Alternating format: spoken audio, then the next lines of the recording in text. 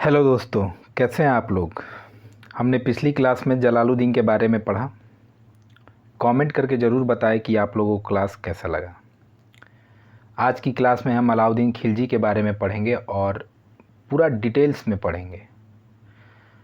चूँकि अलाउद्दीन खिलजी बड़ा टॉपिक है तो इसे हम 2 पार्ट में पढ़ेंगे। क्लास स्टार्ट करने से पहले मैं एक बात कहना चाहूँगा कि आप क्लास को पूरा देखें। मैं यकीन से कह रहा हूँ कि अगर जिसे हिस्ट्री इतिहास समझ में नहीं आती होगी उसे भी हिस्ट्री से प्यार हो जाएगा। और रही एग्ज़ाम की बात, तो मैं फिर यकीन के साथ कह रहा हूँ कि इससे बाहर कुछ नहीं। बस इतना ही कहना है कि इससे बाहर कुछ नहीं, मतलब मेरे नोट्स से बाहर आपको किसी भी टॉपिक, अगर कोई भी टॉपिक मैं पढ़ा रहा हूँ तो मेरे नोट से बाहर, मैं यकीन के साथ कह रहा हूँ कि मेरे नोट से बाहर कुछ भी नहीं जाएगा। एक यूपीएससी ऐसा एग्ज़ाम है, चाहे मैं ये कह सकता हूँ कि यूपीएससी के अलावा और कोई ऐसा एग्ज़ाम नहीं है जो मेरे नोट से बाहर हो। और कुछ परसेंट तक तो यूपीएससी में भी मेरे नोट से ही क्वेश्चन देखने को ज़रूर मिलेंगे। इसलिए आपसे निवेदन है कि वीडियो पूरा देखें और अच्छा लगे, उपयोगी लगे तो मेरे चैनल को सब्सक्राइब भी कीजिए और अपने दोस्तों से शेयर भी कीजिए। तो आइए स्टार्ट करते हैं। अलाउद्दीन खिलजी। अलाउद्दीन खिलजी के बारे में हम जान चुके हैं कि अलाउद्दीन खिलजी जो था जलालुद्दीन फ़िरोज़ खिलजी का दामाद भी था और भतीजा भी था। और अलाउद्दीन खिलजी ने छलपूर्वक जलालुद्दीन खिलजी की हत्या करवा दी थी। और उस समय अलाउद्दीन कड़ा मानिकपुर का और अवध के क्षेत्र का सूबेदार था। तो आइए जानते हैं अलाउद्दीन खिलजी के बारे में। अलाउद्दीन खिलजी का शासनकाल 1296 से 1316 ईस्वी तक रहा। परिचय के बारे में जानते हैं कि अलाउद्दीन खिलजी का मूल नाम अली गुरसास्प था। सुल्तान बनने से पहले अलाउद्दीन खिलजी की पदवी क्या थी? तो अमीर तुजुक की पदवी थी और दूसरा आरिज मुमालिक। आरिज मुमालिक का पद जलालुद्दीन खिलजी ने जब अवध का सूबेदार अलाउद्दीन खिलजी बना था तब इसको ये पद आरिज मुमालिक दिया गया था। अलाउद्दीन ने एक उपाधि प्राप्त की थी, या खुद बोलिए कि उसने यह उपाधि खुद ग्रहण की थी। उपाधि कौन सी थी? सिकंदर शानी, या इसको बोलते हैं द्वितीय सिकंदर। अलाउद्दीन का राज्याभिषेक पहले कड़ा माणिकपुर में हुआ। कब? 20 जुलाई 1296 को। इसके बाद दिल्ली के लाल महल में 21 अक्टूबर 1296 को फिर से राज्याभिषेक हुआ। अलाउद्दीन की जो पत्नी थी, 4 पत्नी का डिटेल्स हमें मिलता है। पहली पत्नी मलिका जहाँ, जो कि जलालुद्दीन की बेटी थी। दूसरी पत्नी महारू थी, जो अल्फ खान की बहन थी। तीसरी पत्नी कमला देवी थी, जो राजा रायकर्ण की पत्नी थी। और चौथा झात्यापाली, रामचंद्र की बेटी। इसके बारे में तो हमने पढ़ा है कि जब देवगिरी पर आक्रमण किया था तो रामचंद्र ने अपनी बेटी झात्यापाली की शादी अलाउद्दीन से कर दी थी। अलाउद्दीन की मृत्यु दिल्ली में ही हुई और उसे दफन भी दिल्ली में ही किया गया। अब हम इसको एक सीरियल वाइज पढ़ेंगे कि जैसे अलाउद्दीन गद्दी पर बैठता है तो अलाउद्दीन कुछ विद्रोह होते हैं, जो कि हमेशा सल्तनत में होता आया है। कुछ लोग नाराज़ होते हैं तो कुछ लोग खुश होते हैं। तो सबसे पहले हम एक सीरियल वाइज में पढ़ेंगे, क्रम में पढ़ेंगे। तो सबसे पहला है कि जब अलाउद्दीन गद्दी पर बैठा तो अलाउद्दीन के शासनकाल में कुछ विद्रोह होते हैं। तो आइए विद्रोह को जानते हैं। अलाउद्दीन के शासनकाल में हुए विद्रोह। अलाउद्दीन के शासनकाल में क्रमशः 4 विद्रोह हुए। पहला विद्रोह 9 मुसलमानों का विद्रोह था। अब ये विद्रोह क्या था, इसमें क्या क्या पॉइंट है ये जानते हैं। 9 मुसलमानों या मंगोल का विद्रोह। पहला पॉइंट है कि अलाउद्दीन के शासनकाल में घटित प्रथम विद्रोह। यह प्रथम विद्रोह था और इसका कारण क्या था? गुजरात विजय 1299 के उपरांत खजाने के बंटवारे को लेकर शाही सेना और मंगोल के बीच झड़प हुई थी। जब हम अभियान के बारे में पढ़ेंगे, अलाउद्दीन के अभियान के बारे में, तो गुजरात अभियान था। तो गुजरात विजय 1299 में अलाउद्दीन खिलजी ने किया था। उस समय जो गुजरात से खजाना प्राप्त हुआ था, तो उस खजाने को लेकर 9 मुसलमान और शाही सेना के बीच में झड़प हुई थी। तो यही विद्रोह 9 मुसलमानों का विद्रोह था, जो कि पहला विद्रोह था। दूसरा विद्रोह अकत खां का विद्रोह। अलाउद्दीन खिलजी जब रणथंबोर अभियान 1301 पर जा रहा था, तब वह शाही शिविर तिलपत में रुका था। तब अकत खां कौन था? अलाउद्दीन का भाई स्वर्गीय मुहम्मद, उसका पुत्र था अकत खां, जिसने विद्रोह किया था और इसने अलाउद्दीन की हत्या करने की कोशिश की थी, लेकिन नाकाम रहा था। तीसरा विद्रोह था मलिक उमर तथा मंगू खां का विद्रोह। ये मलिक उमर तथा मंगू खां ये दोनों अलाउद्दीन की बहन के बेटे थे, और मलिक उमर बदायूं का इक़्तिदार था और मंगू खां अवध का इक़्तिदार था। इन्होंने अलाउद्दीन को रणथंबोर दुर्ग के घेरे में व्यस्त देखकर विद्रोह स्टार्ट किए थे और उत्तर भारत में सैनिकों की भर्ती करने लगे थे, लेकिन तत्काल में ही इनके विद्रोह को दबा दिया गया और इनकी आंखें फोड़ दी गईं। चौथा विद्रोह हाजी मौला का विद्रोह। अलाउद्दीन के समय में राजधानी में हुआ सबसे गंभीर विद्रोह था हाजी मौला का विद्रोह। अलाउद्दीन के रणथंबोर अभियान के समय ये विद्रोह हुआ था।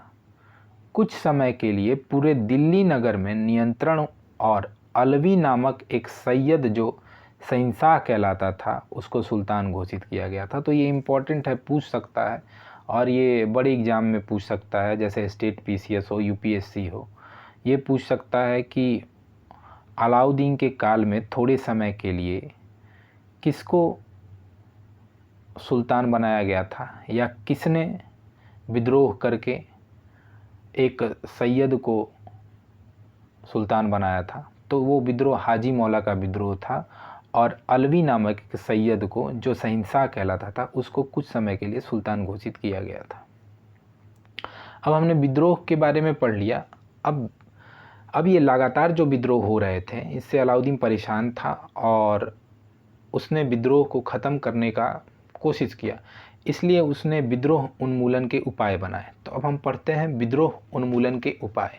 देखिए, एक बहुत सिस्टमैटिक ढंग से इसको पढ़ेंगे, इसलिए वीडियो को पूरा देखिए। और विद्रोह उन्मूलन के उपाय, अलाउद्दीन ने इसके लिए अस्थायी उपाय किए। इसके लिए अलाउद्दीन ने 4 अध्यादेश जारी किए। वो 4 अध्यादेश क्या थे, आइए देखते हैं। पहला अध्यादेश था जब्ती। जब्ती क्या था? तो इसके द्वारा अमीरों को प्राप्त संपत्ति, जैसे राजकीय अनुदान जो कि सल्तनत में मिल्क कहलाता था, राजकीय पुरस्कार जो कि इनाम कहलाता था, और धर्मार्थ निधि मतलब कि धर्म के मामले में जो निधि प्राप्त, जो संपत्ति प्राप्त होती थी, वो वक्फ कहलाती थी। इन सभी भूमि को खालसा यानी राजकीय संपत्ति में सम्मिलित कर दिया गया। दूसरा अध्यादेश था गुप्तचर प्रणाली का संगठन। गुप्तचर प्रणाली का संगठन इसलिए अलाउद्दीन खिलजी ने किया था क्योंकि अमीरों के बीच में जो भी बातचीत हो, जो भी विद्रोह करने का कोशिश करे, तो गुप्तचर के माध्यम से अलाउद्दीन खिलजी को पता चल जाए। इसीलिए अलाउद्दीन खिलजी ने गुप्तचर प्रणाली का संगठन किया था। तीसरा अध्यादेश था मद निषेध। मादक द्रव्यों, शराब, भांग आदि का प्रयोग तथा जुआ खेलने पर रोक लगा दी गई। और चौथा अध्यादेश था अमीरों के दावतों, मेल मिलाप व वैवाहिक संबंधों पर प्रतिबंध लगा दिया, क्योंकि अक्सर विद्रोह अमीर ही करते थे और ये विद्रोह का प्लान, जो योजना बनता था, वो दावतों में बनता था और वैवाहिक संबंधों के आधार पर भी बनता था। इसलिए इन 4 अध्यादेश के माध्यमों से अलाउद्दीन ने विद्रोह के उन्मूलन के उपाय बनाए और उसने विद्रोह पर काबू भी किया। अब विद्रोह के बारे में जान गए, अब जानते हैं मंगोल आक्रमण, क्योंकि मंगोल आक्रमण अलाउद्दीन खिलजी के समय में मंगोल आक्रमण बहुत ज़्यादा हुए, तो इस मंगोल आक्रमण से क्वेश्चन बनने के बहुत ही ज़्यादा चांस हैं और इसमें बहुत सारी इम्पोर्टेंट पॉइंट्स हैं जो हम देखेंगे। तो आइए पढ़ते हैं मंगोल आक्रमण। अलाउद्दीन के काल में सर्वाधिक 6 मंगोल आक्रमण हुए और यह आक्रमण 1297 ईस्वी से लेकर 1306 ईस्वी तक हुआ। अब इस 6 आक्रमण के बारे में हम डिटेल जानेंगे कि क्या हुआ था। प्रथम आक्रमण 1298 ईस्वी में हुआ। कादर खां के नेतृत्व में मंगोलों की तरफ से नेतृत्व था कादर खां, और सल्तनत की तरफ से उलूग खां और जफ़र खां ने नेतृत्व किया था। और शाही सेना और मंगोल के बीच में जारन मंजर का युद्ध हुआ था जालंधर के निकट, और परिणाम हुआ था मंगोलों की पराजय। तो पूछ सकता है कि मंगोल आक्रमण, जो प्रथम मंगोल आक्रमण था अलाउद्दीन खिलजी के शासनकाल में, वो किस मंगोल के नेतृत्व के तहत हुआ था? तो वो कादर खां था। सल्तनत की तरफ से नेतृत्व किसने किया था? तो उलूग खां और जफ़र खां। और ये युद्ध कौन सा युद्ध था? तो जारन मंजर का युद्ध, जो कि जालंधर के निकट हुआ था।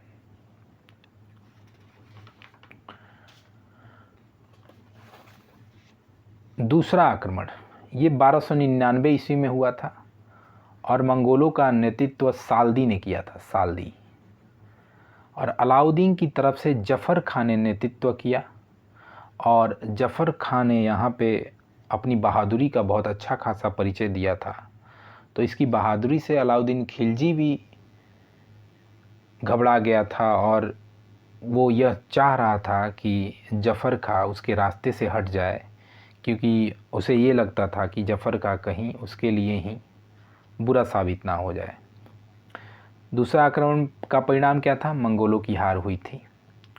तीसरा आक्रमण 1299 के अंत में हुआ था और मंगोलों का नेतृत्व कुतलुक ख्वाजा और तारगी ने किया था।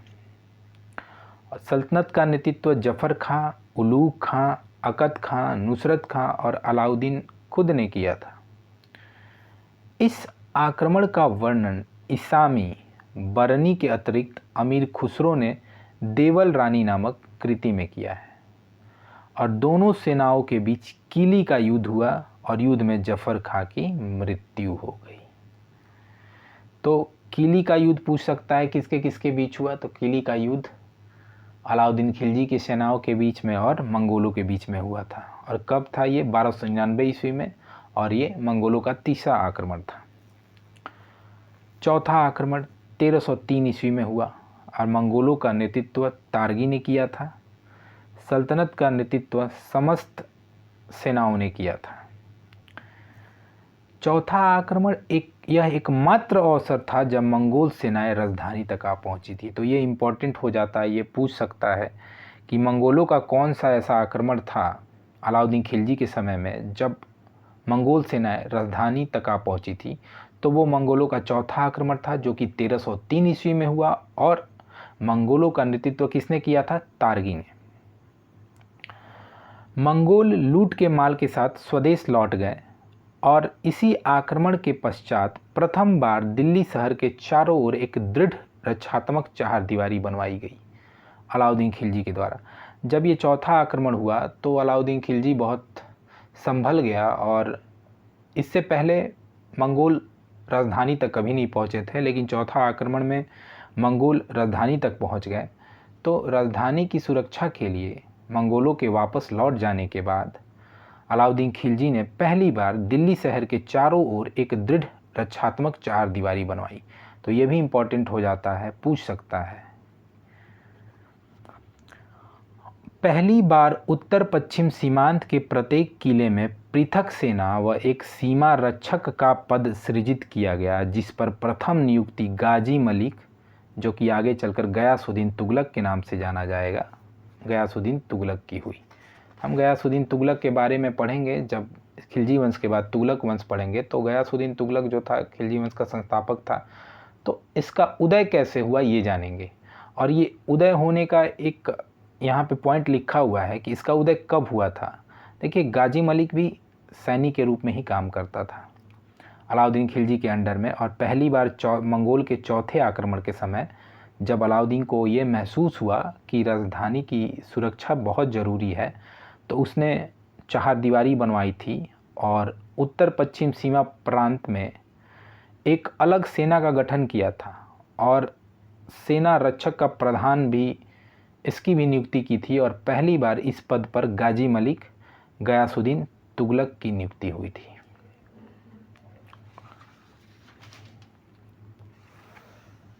पांचवा आक्रमण जो कि 1305 ईस्वी में हुआ था और इसमें मंगोलों का नेतृत्व अली बेग जो कि मुख्य सेनाध्यक्ष था, तरताक और तार्गी ने किया और इसी युद्ध में तार्गी की मृत्यु हो जाती है।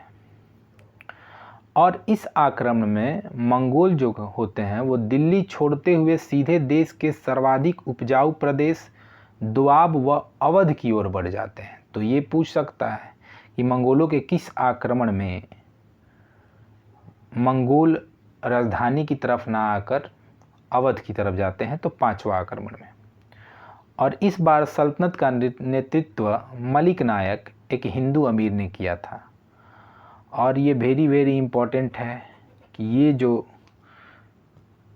पांचवें आक्रमण के समय शाही सेना और मंगोलों के बीच एक युद्ध हुआ था, जिस युद्ध को अमरोहा के युद्ध के नाम से जानते हैं, जो कि 30 सितंबर 1305 ईस्वी को हुआ था, जिसमें मंगोलों की बुरी तरह पराजय हुई थी।